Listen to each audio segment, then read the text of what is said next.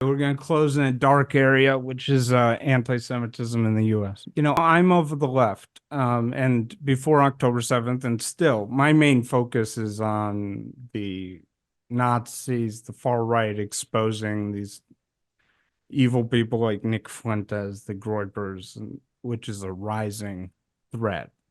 My thesis on that, just briefly, is we're going to see a continued explosion of anti-Semitism because what's happening, and I got to try to coin a phrase for this. Uh, Maybe someone else has already pointed this out, but what I think is happening in the US is this.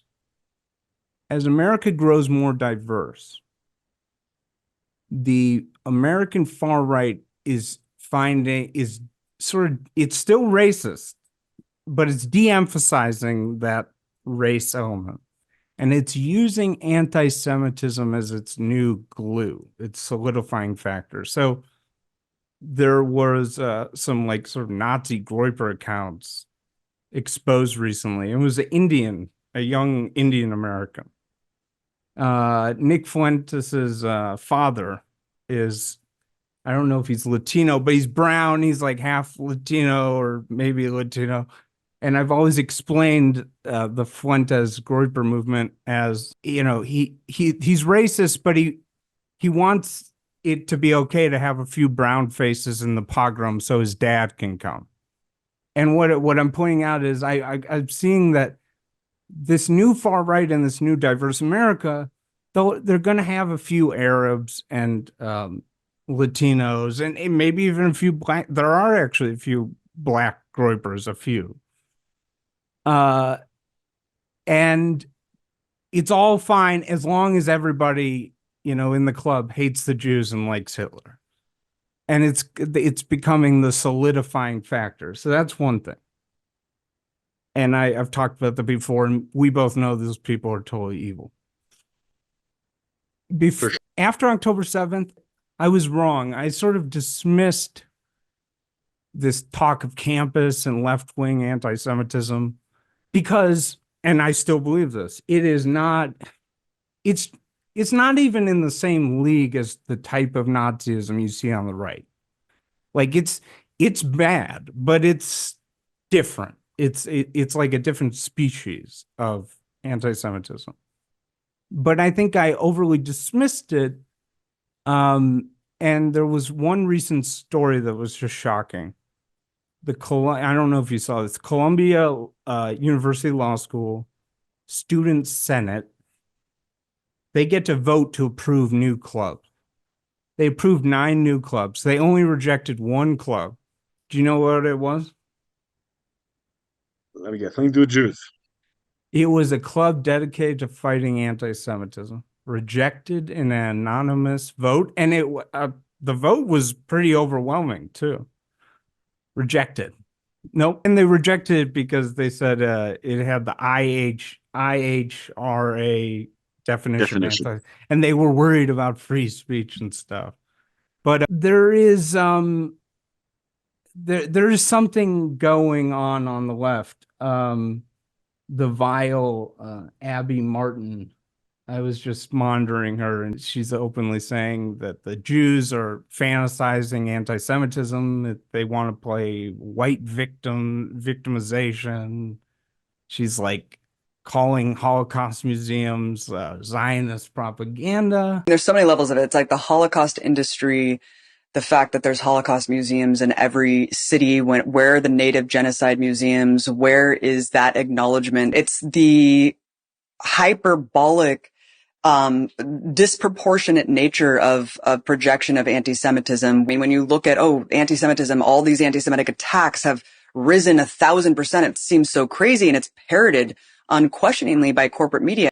Right. It's the notion of white victimization. It's like this fantasy of wanting to be victimized. It's very strange because it's like, this is all just hypothetical. And there's an ugliness in the left. It's a faction, but it's very sad. Any thoughts on that? Yeah, I think that we're making a mistake by differentiating too much between right-wing anti-Semitism and left-wing anti-Semitism. There are elements that are against the social order in the United States. They're trying to overthrow it. And one of the major glues that they're finding for that is anti-Semitism. One of the best ways to rally people against the American system is by saying that it's Zionist and it's run by Jews for Jews, that it's Zionist occupied. And you can hear that on the left and you can hear it on the right. And you mentioned Holocaust museums. That is verging on and very often switching into Holocaust denial. There's a lot of Holocaust denial now on the left. The whole idea that it's, white on white crime and it wasn't such a big deal and were that many people really killed and is what's happening in Gaza actually worse and all that sort of thing. That's a form of Holocaust denial, which we see on the right as well. And if you go to accounts on social media that are right-wing supremacist and anti-Semitic and left-wing anti-Semitic, they're often followed by the same people and have the exact same talking points. The gap between the two is shrinking.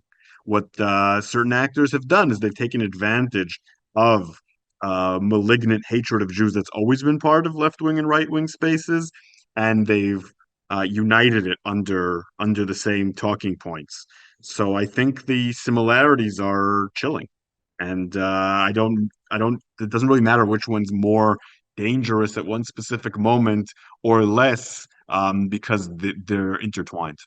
Uh, yeah, I sort of did. I haven't seen who on the left has been like saying like did 6 million die? Like I haven't seen that. Who's doing that?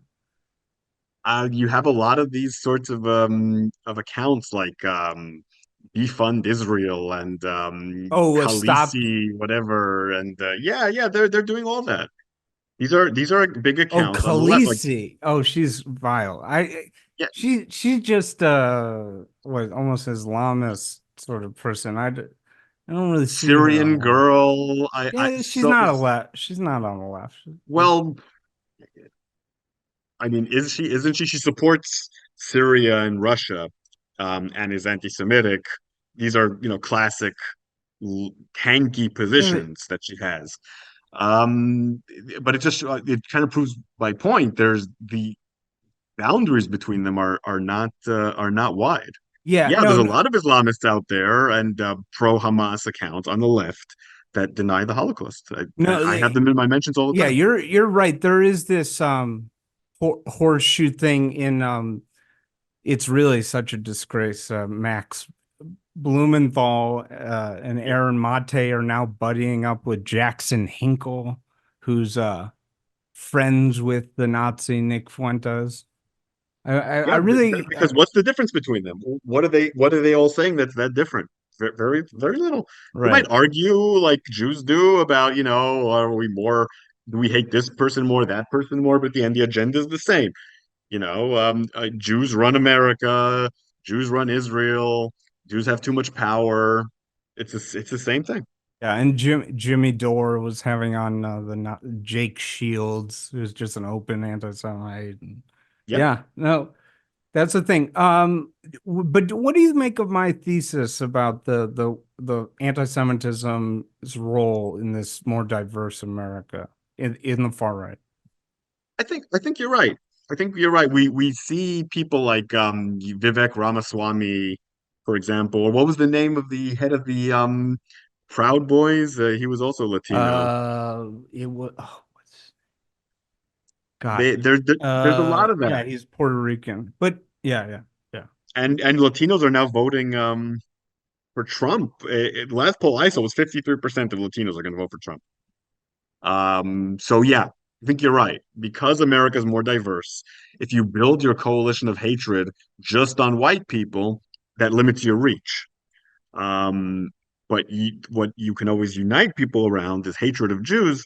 Jews are, not voting for you anyway. There's not that many of them. So that way you have a traditional whipping boy, without losing much of a demographic.